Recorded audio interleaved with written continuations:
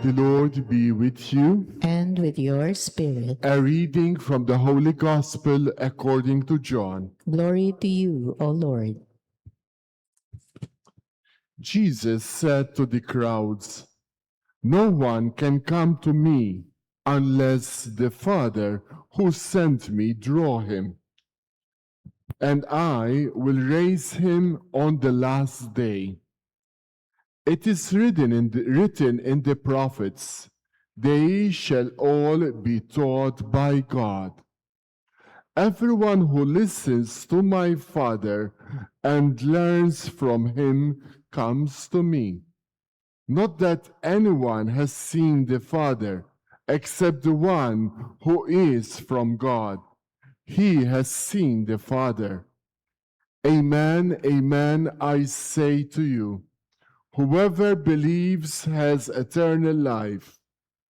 I am the bread of life. Your ancestors ate the manna in the desert, but they died. This is the bread that comes down from heaven, so that one may eat it and not die. I am the living bread that comes down from heaven. Whoever eats this bread will live forever. And the bread that I will give is my flesh for the life of the world." The Gospel of the Lord. Praise to you, Lord Jesus Christ. Please be seated.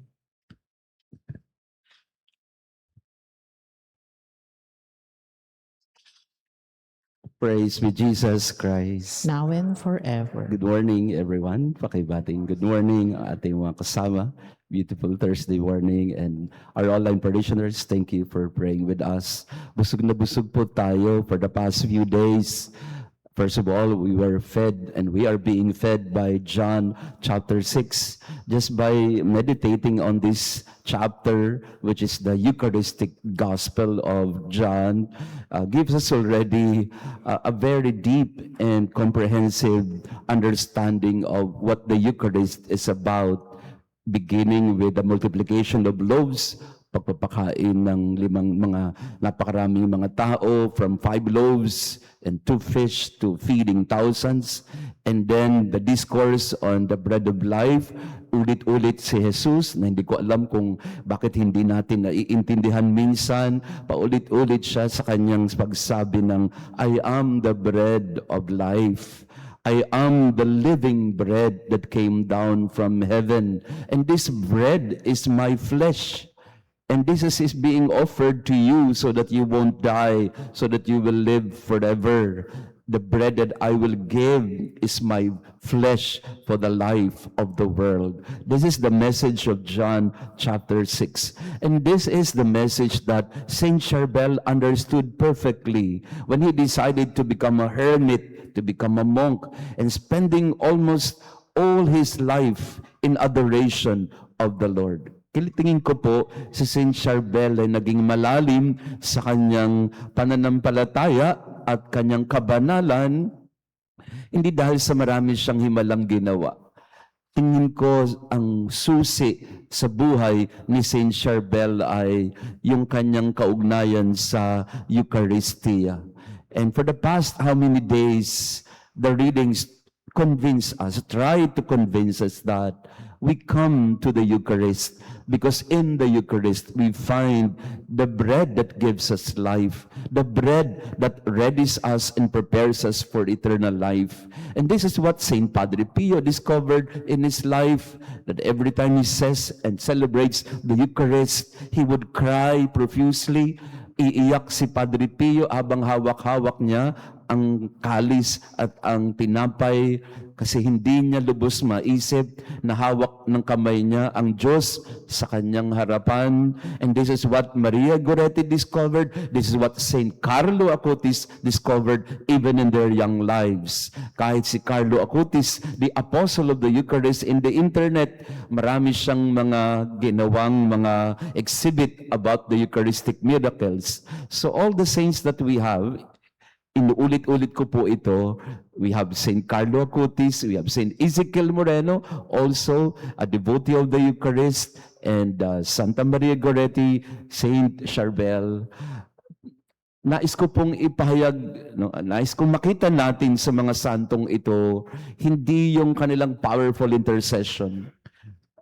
The intention really for us, which we should discover, is what did the saints, particularly the saints with us, discover in their life that we can very well access even today.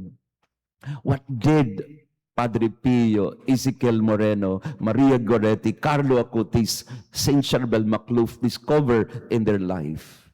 The power of the Eucharist, the power of the bread of life, which we have access every day. Aalis na po yung relic ni Saint Charbel in a few days sa Saturday.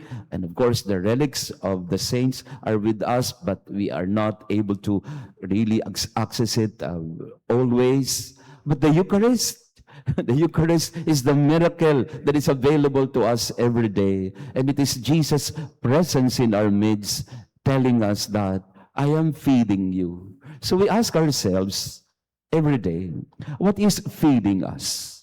Ano yung bumubusog sa atin? Ano yung nagbibigay talaga sa atin ng lakas and nourishment every day?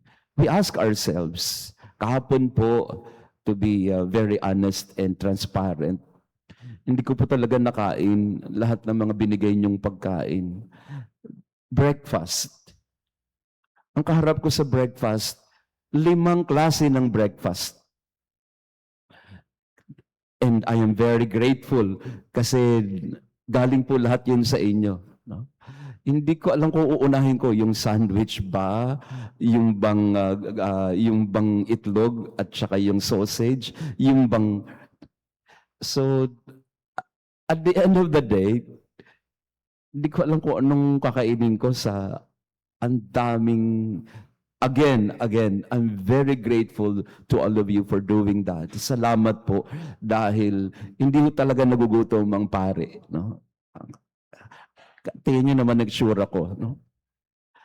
And it makes me think also all the time na priesthood for me, if I define it in a very crude way, priesthood for me is to be fed.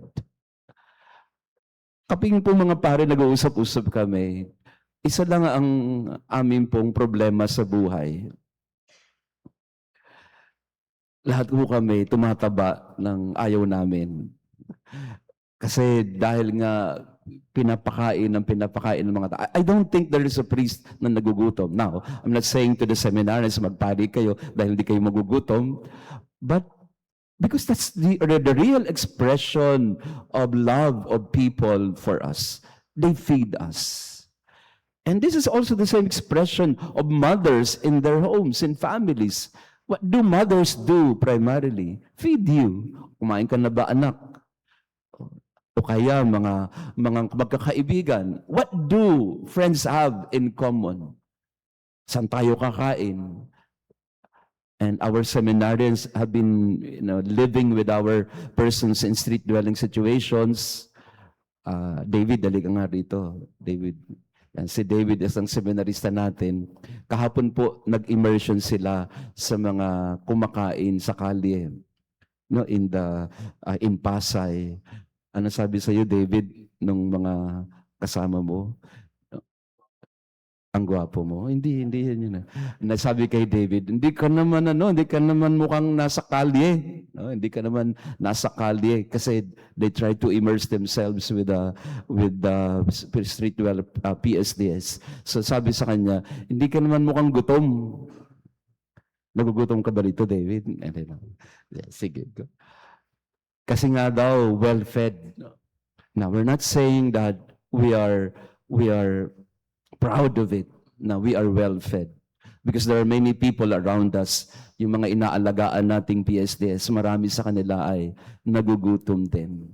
But talking about food and nourishment, at least in a spiritual sense of it, the Eucharist is always available for us to feed us. And so we come to the Eucharist time and time again. I'd like us to develop that devotion to the Eucharist. Pag walang misa, then go to the Adoration Chapel. Behold the bread of life. Behold Jesus, the bread of life, who nourishes us and feeds us. And the Eucharist will definitely heal us also.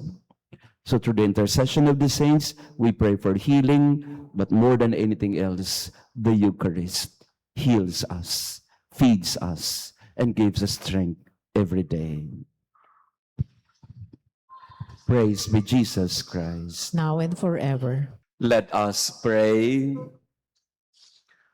Graciously be present to your people, we pray, O Lord, and lead those you have imbued with heavenly mysteries to pass from former ways to newness of life through Christ our Lord. Amen. Maraming salamat sa inyong pagdalo sa ating misa. And to our online parishioners, thank you also for praying with us after the Mass. We will have again our healing prayer through the relic of Saint Charbel.